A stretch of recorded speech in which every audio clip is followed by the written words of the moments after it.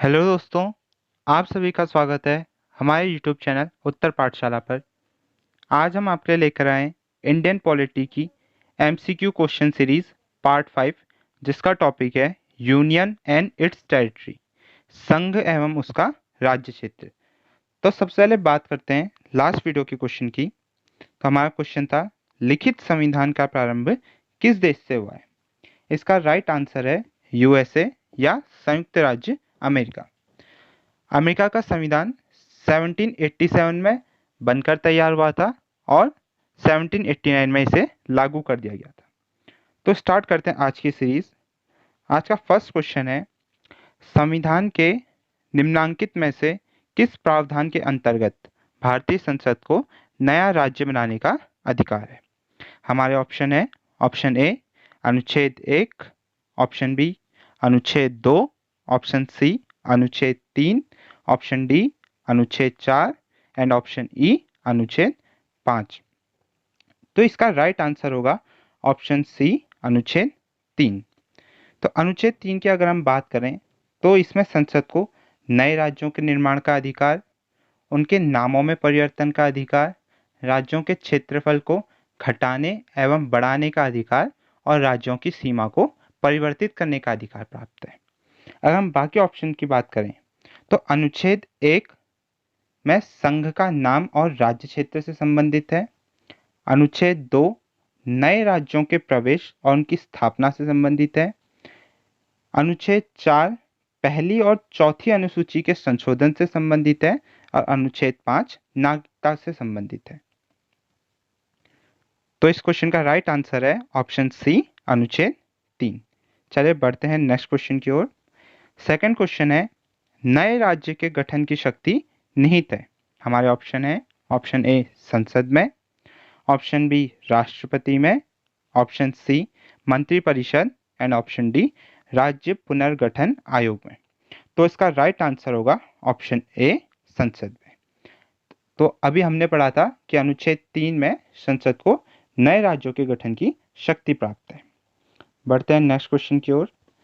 Third question है, भारत के संविधान के अंतर्गत निम्नलिखित में से किसको राज्यों की सीमाओं को परिवर्तित करने की शक्ति प्राप्त है? हमारे ऑप्शन है, ऑप्शन ए संसद को, ऑप्शन बी लोकसभा को, ऑप्शन सी राष्ट्रपति को एंड ऑप्शन डी सर्वोच्च न्यायालय को। तो इसका राइट आंसर है ऑप्शन ए संसद को। अभी हमने पढ़ा था कि आर्टिकल 3 में संसद को राज्यों की सीमाओं को परिवर्तित करने की शक्ति प्राप्त है। तो इसका राइट आंसर है ऑप्शन ए संसद को। नेक्स्ट क्वेश्चन, फोर्थ क्वेश्चन है हमारा, एक राज्य को संघ में सम्मिलित करने तथा नए राज्यों की स्थापना करने की कार्यपालिकाई शक्ति निम्नलिखित में से किसे प्राप्त है? हमारे ऑप्शन है, ऑप्शन ए संसद को, ऑप्शन बी लोकसभा को, ऑप्शन सी राजनीतिक दलों को और ऑप्शन डी केंद्र सरकार को। तो इसका राइट आंसर होगा ऑप्शन ए संसद को। किसी नए राज्य को संघ में सम्मिलित करने अथवा नए राज्य की स्थापना करने की शक्ति संसद को अनुच्छेद 2 में प्राप्त है। तो इसका राइट आंसर है संसद को। नेक्स्ट क्वेश्चन, क्वेश्चन नंबर 5 है, संविधान के प्रथम अनुच्छेद के अनुसार भारत है राज्यों का समूह, ऑप्शन बी राज्यों का फेडरेशन, ऑप्शन सी राज्यों का कन्फेडरेशन एंड ऑप्शन डी राज्यों का यूनियन। तो इसका राइट आंसर होगा हमारा ऑप्शन डी राज्यों का यूनियन। तो आर्टिकल 1 हमारा क्या कहता है? इंडिया अर्थात भारत राज्यों का संघ होगा, या India that is Bharat shall be a union of states.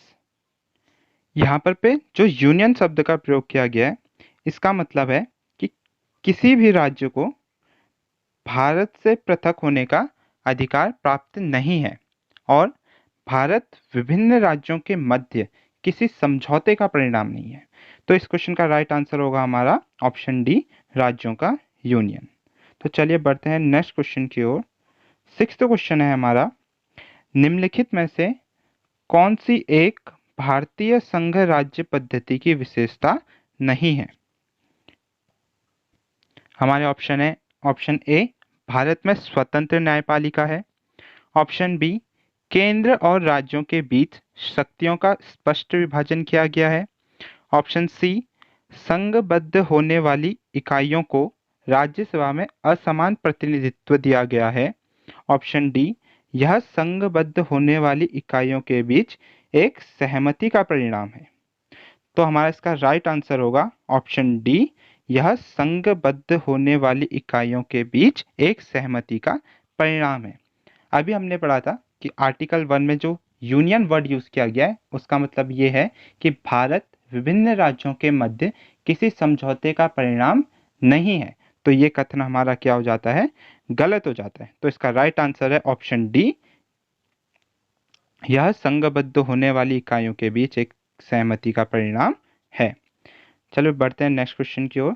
7th question है हमारा, निम्नलिखित में से कौन सा कथन नए राज्यों के निर्माण के बारे में सही नहीं है। हमारे ऑप्शन है संसद विधि द्वारा एक नए राज्य का निर्माण कर सकती है, ऑप्शन बी इस प्रकार की विधि में संविधान की पहली अनुसूची और चौथी अनुसूची के संशोधन का प्रावधान होगा, ऑप्शन सी इस प्रकार की विधि को अनुच्छेद 368 के प्रयोजनों के लिए संविधान का संशोधन माना जाएगा, ऑप्शन डी इस प्रयोजन के लिए विधेयक संसद में तब तक पुनः स्थापित नहीं किया जा सकता जब तक इसे उस राज्य के विधानमंडल को निर्दिष्ट नहीं कर दिया गया है जिसके क्षेत्र, सीमाओं या नाम पर इसका प्रभाव पड़ता है। तो इस क्वेश्चन का राइट आंसर होगा हमारा ऑप्शन सी, इस प्रकार की विधि को अनुच्छेद 368 के प्रयोजनों के लिए संविधान का संशोधन समझा जाएगा। आर्टिकल 4 में साफ साफ लिखा है अगर अनुच्छेद 2 या अनुच्छेद 3 का प्रयोग करके कोई विधि बनाई जाती है तो वह संसद के साधारण बहुमत से पारित मानी जाएगी, न कि 368 के तहत एक संविधान संशोधन माना जाएगा। तो ये कथन क्या है, हमारे लिए गलत है। अगर हम बाकी ऑप्शंस को देखें तो पहला ऑप्शन है संसद विधि द्वारा एक नए राज्य का निर्माण कर सकती है, ये कथन बिल्कुल सही है। ऑप्शन बी इस प्रकार की विधि में संविधान की पहली अनुसूची और चौथी अनुसूची के संशोधन का प्रावधान होगा। पहली अनुसूची संबंधित है भारत के राज्य और केंद्र शासित प्रदेशों के संबंधित, और चौथी अनुसूची राज्यसभा में राज्य और केंद्र शासित प्रदेशों में सीटों के वितरण से संबंधित है। तो अगर हम आर्टिकल 2 या आर्टिकल 3 का प्रयोग करके किसी नए राज्य का निर्माण करते हैं तो हमें पहली और चौथी अनुसूची दोनों में संशोधन करना होगा। और ऑप्शन डी,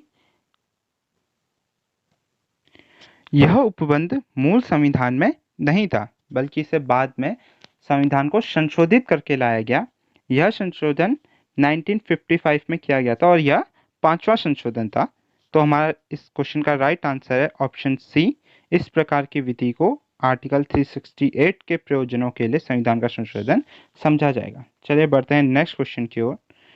8th क्वेश्चन है, एक नया राज्य बनाने में संवैधानिक संशोधन के लिए कैसा बहुमत चाहिए। हमारे ऑप्शन है ऑप्शन ए साधारण, option B 2/3, option C 3/4, option D 2/3 एवं आधे राज्यों का अनुसमर्थन, एंड ऑप्शन ई उपरोक्त में से कोई नहीं या उपरोक्त में से एक से अधिक।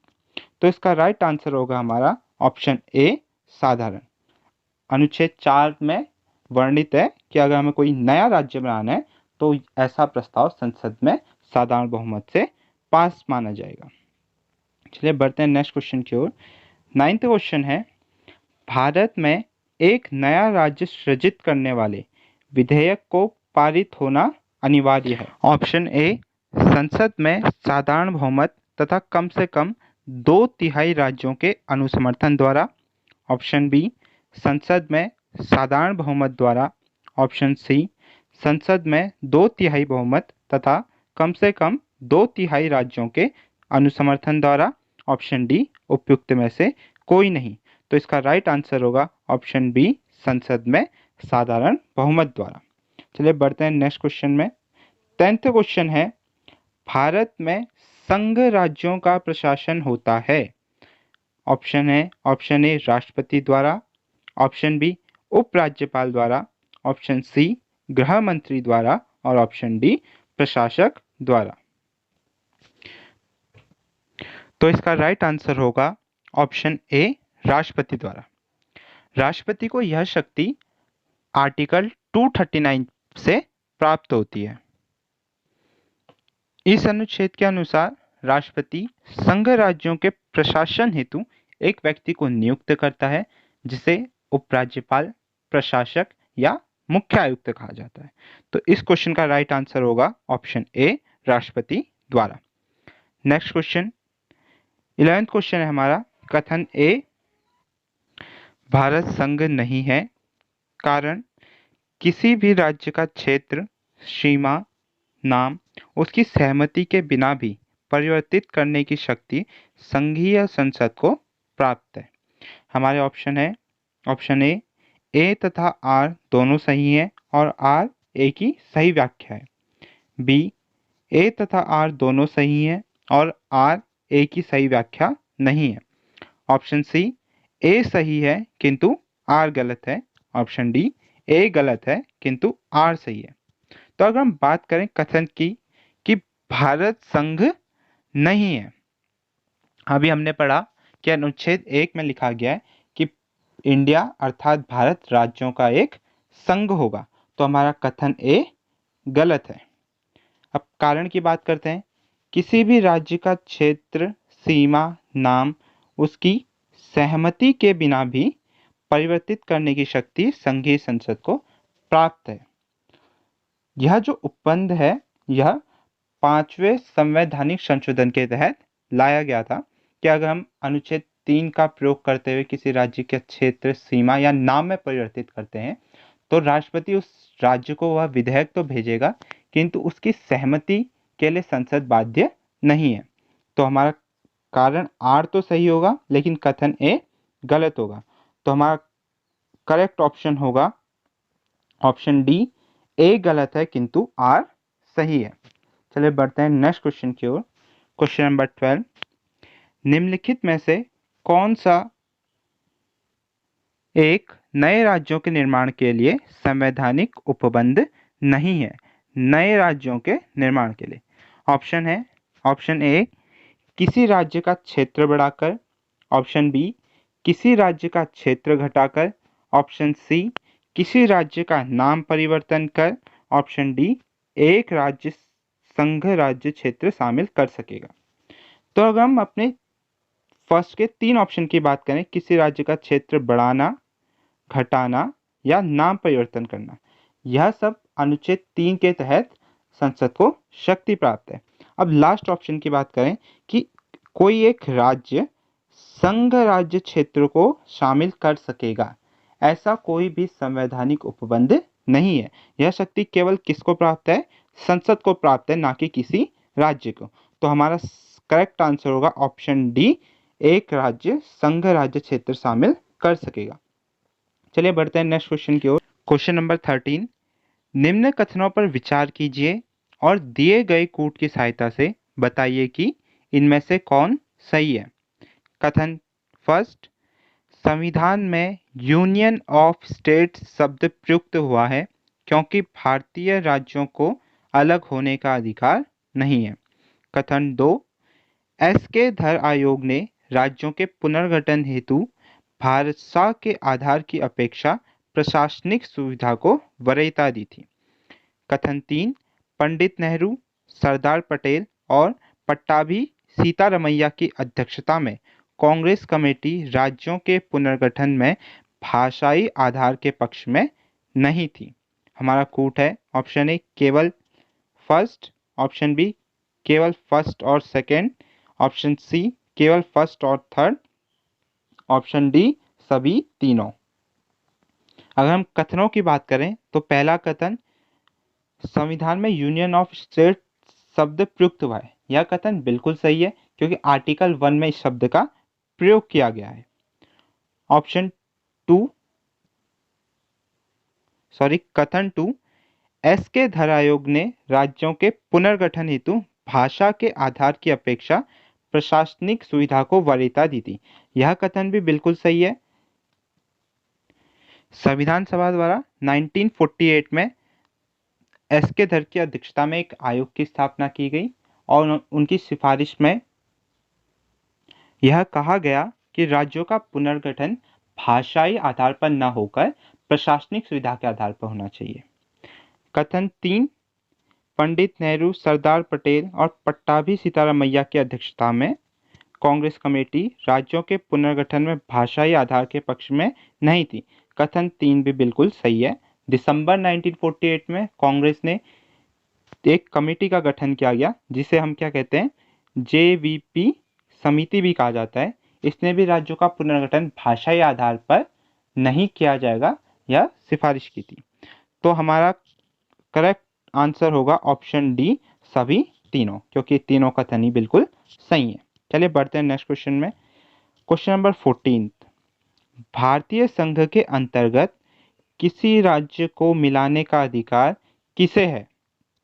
हमारे ऑप्शन है, ऑप्शन ए भारत के राष्ट्रपति को, ऑप्शन बी प्रधानमंत्री को, ऑप्शन सी संसद को, ऑप्शन डी सर्वोच्च न्यायालय को।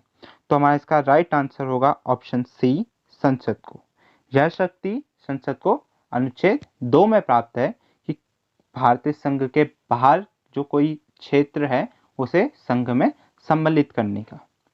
तो इसका राइट आंसर है ऑप्शन सी, संसद को। चलिए बढ़ते हैं नेक्स्ट क्वेश्चन की ओर। क्वेश्चन नंबर 15, यदि भारतीय संघ में एक नए राज्य का सृजन किया जाना है तो संविधान की किस अनुसूची का संशोधन करना आवश्यक होगा? हमारे ऑप्शन है, ऑप्शन ए 5वीं अनुसूची, ऑप्शन बी 3री अनुसूची, ऑप्शन सी 2री अनुसूची और ऑप्शन डी प्रथम अनुसूची। तो इसका राइट आंसर होगा ऑप्शन डी, प्रथम अनुसूची। प्रथम अनुसूची राज्यों और केंद्र शासित प्रदेशों से संबंधित है। तो अगर हम किसी नए राज्य का सृजन कर रहे हैं तो पहली अनुसूची में संशोधन आवश्यक है और इसी के साथ साथ चौथी अनुसूची भी संशोधित की जाएगी। तो चलिए बढ़ते हैं नेक्स्ट क्वेश्चन की ओर। क्वेश्चन नंबर 16, लोकसभा में केंद्र शासित प्रदेशों के लिए कितनी सीटें या स्थान आरक्षित हैं? Option A 20, option B 25, option C 30 या ऑप्शन डी कोई सीट आरक्षित नहीं है। यदि हम लोकसभा में केंद्र शासित प्रदेशों हेतु सीटों का वितरण देखें तो सबसे ज़्यादा सीट दिल्ली के पास हैं, 7 सीट। उसके बाद जम्मू एवं कश्मीर के पास 5 सीट। उसके बाद दादरा नगर हवेली एंड दमन दीव के पास 2 सीटें हैं और शेष बची केंद्र शासित प्रदेश अंडमान निकोबार, चंडीगढ़, लक्षद्वीप, पुडुचेरी एवं लद्दाख के पास 1-1 सीटें हैं। तो इस प्रकार इनकी कुल सीट हैं 5। तो अगर हम सबको मिलाएं तो ये होंगी 19 सीट या 19 सीटें। तो इनमें से कोई भी ऑप्शन हमारा सही नहीं होगा। तो लोकसभा में केंद्र शासित प्रदेश हेतु 19 सीटें आरक्षित हैं। तो आप एक बार देख लीजिएगा, बहुत सारी बुक्स में 20 सीटें आरक्षित कही गई हैं लेकिन टोटल 19 सीटें हैं। तो चलिए बढ़ते हैं नेक्स्ट क्वेश्चन की ओर। क्वेश्चन नंबर 17, राज्य पुनर्गठन आयोग ने 1 नवंबर 1956 को कितने राज्य तथा कितने संघ राज्य बनाए? हमारे ऑप्शन है, ऑप्शन ए 14 राज्य एवं 6 संघ राज्य, ऑप्शन बी 17 राज्य एवं 6 संघ राज्य, ऑप्शन सी 14 राज्य एवं 8 संघ राज्य, ऑप्शन डी 17 राज्य एवं 8 संघ राज्य। तो हमारा इसका राइट आंसर होगा ऑप्शन ए 14 राज्य एवं 6 संघ राज्य। तो जो राज्य पुनर्गठन आयोग था उसने बहुत सारे राज्यों का निर्माण भाषाई आधार पर किया था और भाषाई आधार पर प्रथम राज्य आंध्र प्रदेश बना था। तो इसका हमारा राइट आंसर है ऑप्शन ए 14 राज्य एवं 6 संघ राज्य। चलिए बढ़ते हैं नेक्स्ट क्वेश्चन की ओर। 18, भारत में कितने राज्य एवं संघीय प्रदेश हैं? हमारे ऑप्शन है, ऑप्शन ए 25 राज्य एवं 7 संघीय प्रदेश, ऑप्शन बी 28 राज्य एवं 7 संघीय प्रदेश, ऑप्शन सी 24 राज्य एवं 6 संघीय प्रदेश, या ऑप्शन डी इनमें से कोई नहीं। तो हमारा इसका राइट आंसर होगा ऑप्शन डी, इनमें से कोई नहीं, क्योंकि भारत में अभी वर्तमान में 28 राज्य एवं 8 केंद्र शासित प्रदेश हैं। तो इसका राइट आंसर है ऑप्शन डी। चलिए बढ़ते हैं नेक्स्ट क्वेश्चन की ओर। Question number 19। तेलंगाना राज्य बन जाने के बाद भारत के राज्यों की संख्या होगी। यहाँ पे होगी वर्ड यूज किया हुआ है, ये थोड़ा पुराना क्वेश्चन है इसलिए होगी आया है, लेकिन तो वर्तमान में तेलंगाना राज्य बन चुका है। तो हमारे ऑप्शन है option A 27, option B 28, option C 29 and option D 30। तो अगर हम क्वेश्चन की लैंग्वेज के हिसाब से बात करें तो हमारा राइट आंसर होना चाहिए था ऑप्शन सी 29, क्योंकि तेलंगाना बनने से पूर्व भारत में 28 राज्य थे और इसके बनने के बाद कितने हो जाते 29 राज्य। किंतु अगर वर्तमान के हिसाब से बात करें तो हमारा राइट आंसर होगा ऑप्शन बी, क्योंकि वर्तमान में भारत में 28 राज्य हैं। तो चलिए बढ़ते हैं नेक्स्ट क्वेश्चन की ओर। Question number 20। भारत में कितने संघ शासित प्रदेश हैं? हमारे ऑप्शन है option A 6, option B 7, option C 8 और ऑप्शन डी 9। तो हमारा इसका राइट आंसर होगा ऑप्शन सी 8 संघ शासित प्रदेश। 2019 में जम्मू कश्मीर को 2 भागों में विभाजित करके जम्मू कश्मीर एवं लद्दाख 2 नए संघ शासित प्रदेश बनाए गए। तो इस टाइम पे हमारे पास कितने संघ शासित प्रदेश हो गए थे? 9। लेकिन 2020 में दादरा नगर हवेली एंड दमन दीव को एक बना के एक संघ शासित प्रदेश बना दिया गया। तो इस हिसाब से हमारे पास कितने हो गए? 8 संघ शासित प्रदेश हो गए। तो हमारा राइट आंसर होगा ऑप्शन सी 8। चलिए बढ़ते हैं नेक्स्ट क्वेश्चन की ओर। Question number 21। निम्नलिखित में से कौन संघ राज्य क्षेत्र नहीं है? हमारे ऑप्शन है ऑप्शन ए अंडमान और निकोबार द्वीप समूह, ऑप्शन बी दमन और दीव, ऑप्शन सी गोवा और ऑप्शन डी पुडुचेरी। तो हमारा इसका राइट आंसर होगा ऑप्शन सी गोवा। बाकी 3 ऑप्शन वर्तमान में संघ शासित प्रदेश है और गोवा एक राज्य है, लेकिन गोवा भी एक टाइम पे हमारा क्या था? संघ शासित प्रदेश था। 1987 में 56th कॉन्स्टिट्यूशन अमेंडमेंट से इसे एक पूर्ण राज्य का दर्जा दिया गया और इसे किससे पृथक किया गया था? दमन दीव से। दमन दीव को एक संघ शासित प्रदेश बनाया गया और इसे राज्य का दर्जा दे दिया गया। तो हमारा राइट आंसर है option C Goa. Next question है हमारा, दिल्ली है ऑप्शन ए एक राज्य, ऑप्शन बी एक केंद्र शासित प्रदेश, ऑप्शन सी एक स्वायत्त शासी परिषद एंड ऑप्शन डी इनमें से कोई नहीं। तो इसका राइट आंसर होगा ऑप्शन बी एक केंद्र शासित प्रदेश। नेक्स्ट क्वेश्चन है, किस संविधान संशोधन द्वारा दिल्ली को राष्ट्रीय राजधानी क्षेत्र का दर्जा दिया गया? Option A 67, option B 69, option C 68, option D 70। इसका राइट आंसर होगा ऑप्शन बी 69। तो 1991 में 69 संवैधानिक संशोधन द्वारा दिल्ली को राष्ट्रीय राजधानी क्षेत्र घोषित किया गया था और इसका उल्लेख आर्टिकल 239 ए में किया गया और इसी के साथ साथ इसी संशोधन द्वारा दिल्ली को एक विधानसभा दी गई और एक मंत्रिपरिषद दी गई। तो इसका राइट आंसर है हमारा option B 69। Next question, Sikkim Bharat का एक राज्य बनाया गया था। ऑप्शन ए 30वें संशोधन के अंतर्गत, ऑप्शन बी 32वें संशोधन के अंतर्गत, ऑप्शन सी 35वें संशोधन के अंतर्गत या ऑप्शन डी 42वें संशोधन के अंतर्गत। तो हमारा इसका राइट आंसर होगा ऑप्शन सी 35वें संशोधन के अंतर्गत। वर्ष 1974 में 35वां संवैधानिक संशोधन किया गया जिसके तहत सिक्किम को भारत के एक सहयोगी राज्य के रूप में मिलाया गया। यहाँ पर पे ध्यान देने योग्य बात है कि उसे एक पूर्ण राज्य की जगह एक सहयोगी राज्य के रूप में लाया गया था, जिसके तहत भारत को केवल विदेशी, रक्षा और समाज कल्याण संबंधी अधिकार प्राप्त थे। शेष अधिकार सिक्किम को प्राप्त थे। तो इसका राइट आंसर है ऑप्शन सी, 35वें संशोधन के अंतर्गत। नेक्स्ट